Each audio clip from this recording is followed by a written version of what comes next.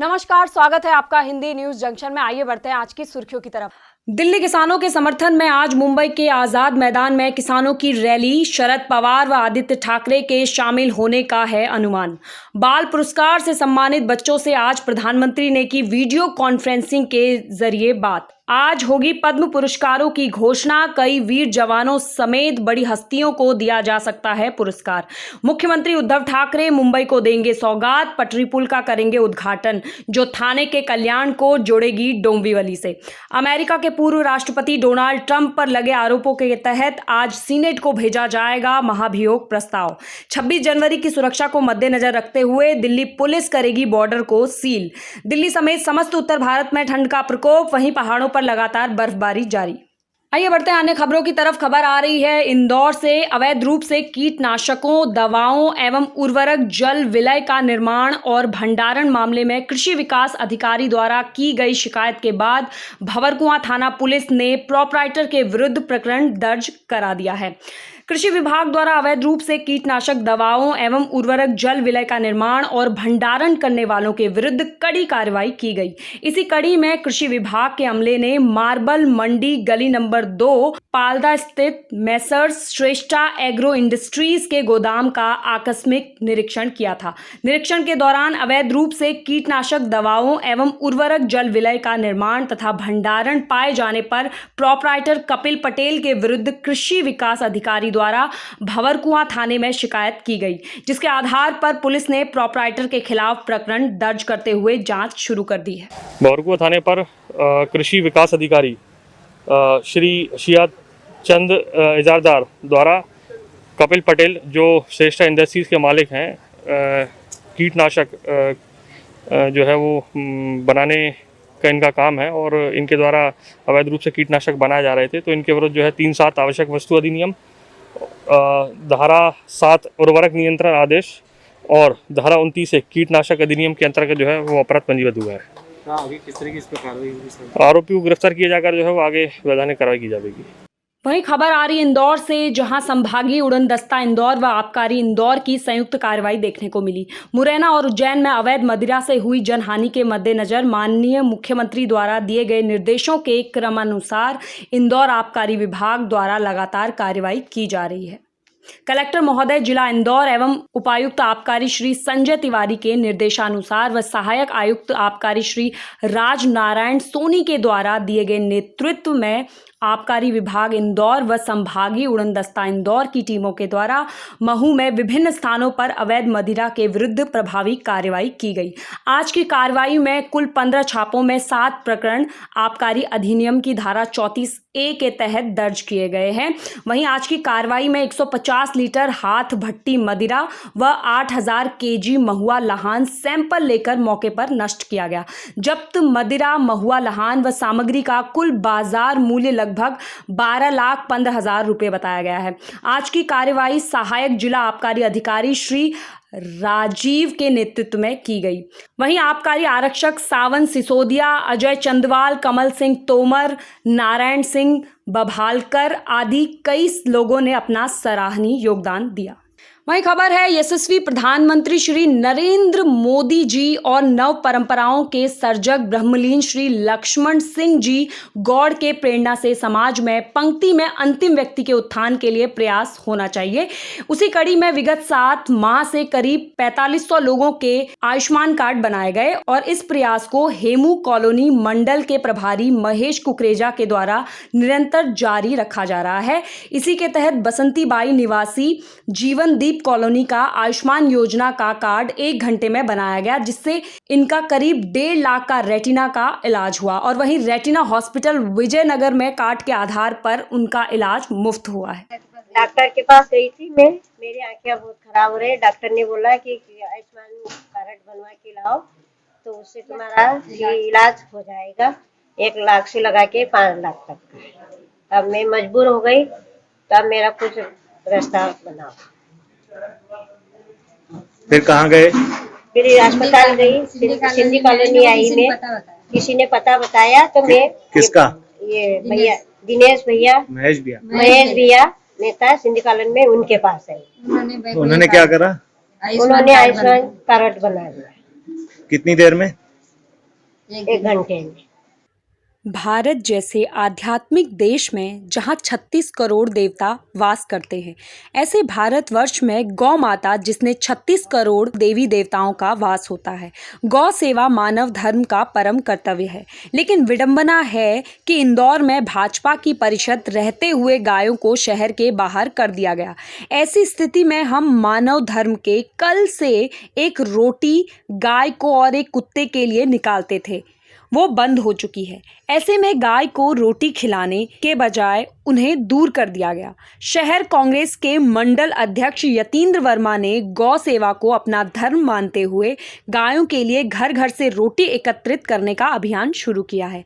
वर्मा जी ने आज नंदानगर स्थित चिंतामन गणेश मंदिर से रोटी एकत्रित करने का अभियान शुरू किया। इस अवसर पर राजेश यादव, बबलू यादव, कमलेश पटेरिया सहित बड़ी संख्या में कांग्रेसी जन उपस्थित थे। जब से नगर पालिका निगम द्वारा गायों को इंदौर से बाहर गौशालाओं में भेजा गया है और कोविड-19 के दौरान जब गायों के पास खाने की पर्याप्त व्यवस्था नहीं थी, घास नहीं पहुंच रहा था उनके पास, रोटियां नहीं पहुंच रही थी उनके पास, जब से चॉइस ग्रुप के मेरे सभी मित्रों ने संकल्प लिया और मुझे सुझाव दिया कि हमें कुछ ऐसा हिंदुत्व के लिए काम करना है जिससे हमारी कांग्रेस पार्टी की छवि भी सुधरे और गाय के माध्यम से गाय में सारे 36 करोड़ देवी देवता निवास करते हैं।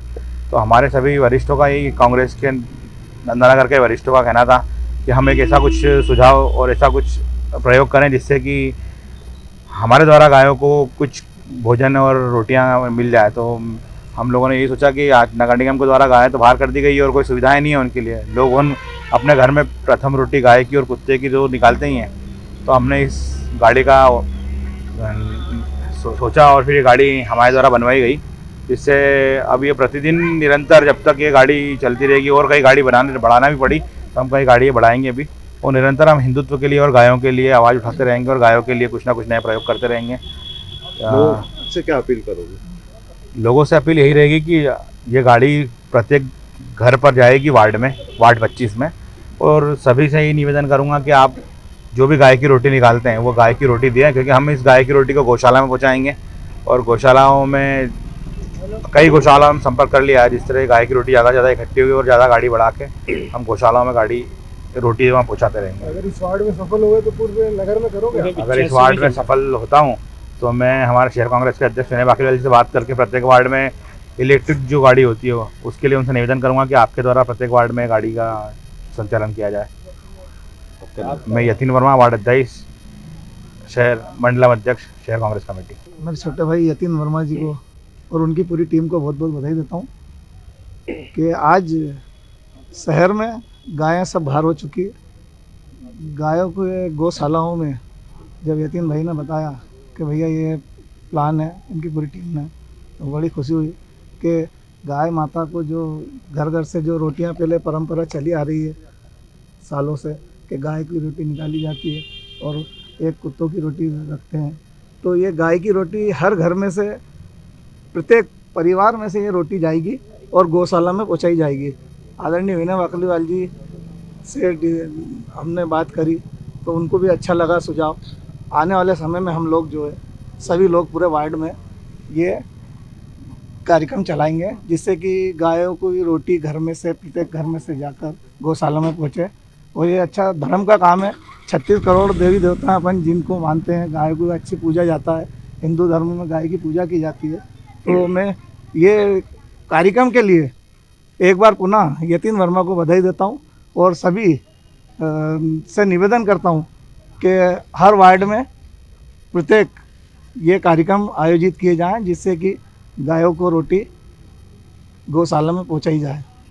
मैं राजेश यादव, इंदौर शहर कांग्रेस कमेटी पिछड़ा अध्यक्ष। हमारे दोस्त यतीन वर्मा जी ने जो गाय सेवाओं के लिए गाड़ी निकाली है, जो प्रत्येक घरों से एक रोटी, 2 रोटी, 4 रोटी जो भी जो स्वेच्छा देना चाहेगा हम उनको लेकर के इकट्ठा कर करके जो गौशालाएँ बनी हैं इंदौर शहर के बाहर और इंदौर के आसपास भी वहाँ पहुँचाएँगे और यतीन भाई को वापस से इस कार्यक्रम को करने के लिए बधाई देते हैं।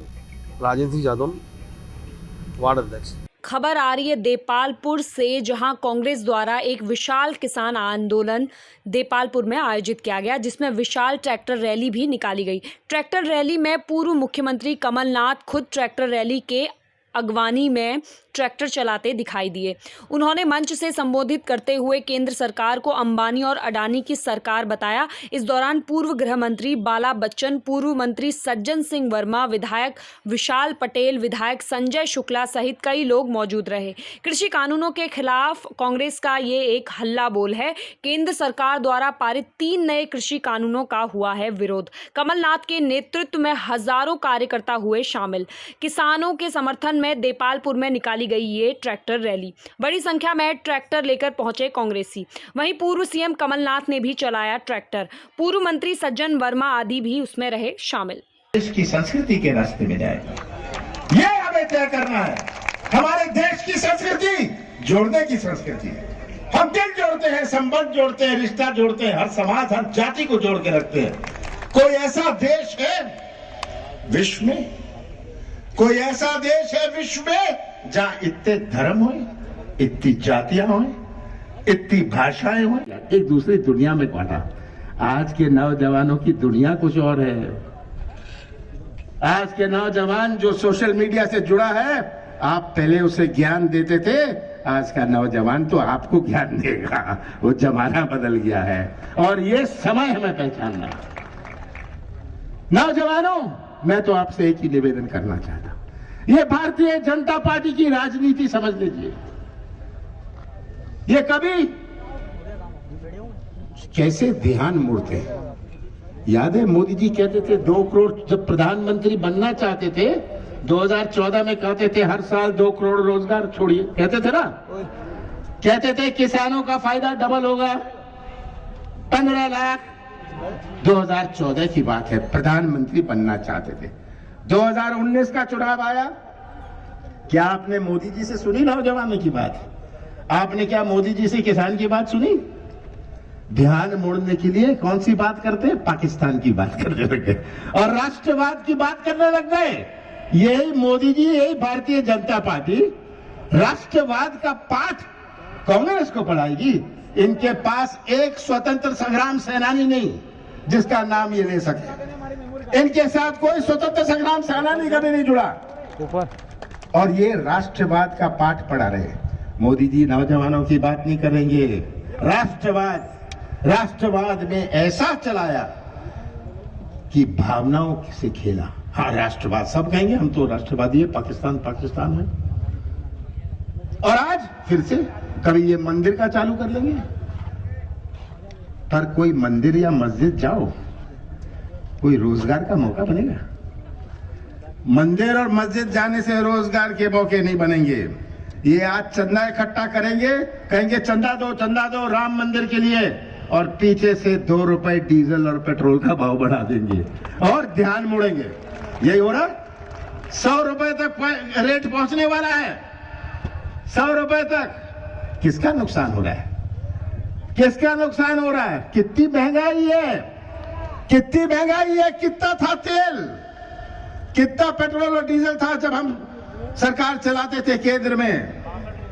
माननीय कमलनाथ जी के नेतृत्व में आज सभी किसान, कांग्रेस पार्टी के सभी किसान, आम किसान की जो लड़ाई थी, जो सिंधु बॉर्डर पर पिछले 20-60 दिनों से जो युद्ध लड़ रहे हैं आपस में,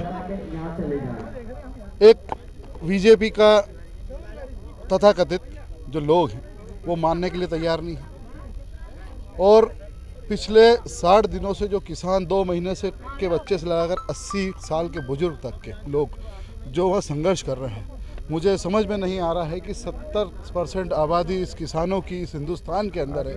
रीढ़ की हड्डी इस हिंदुस्तान की किसानों की है। उन किसानों की आवाज़ आज भी नरेंद्र मोदी जी के कानों में नहीं रेख पा रही है। मैं नहीं समझ पा रहा हूँ कि नरेंद्र मोदी जी चाहते क्या हैं।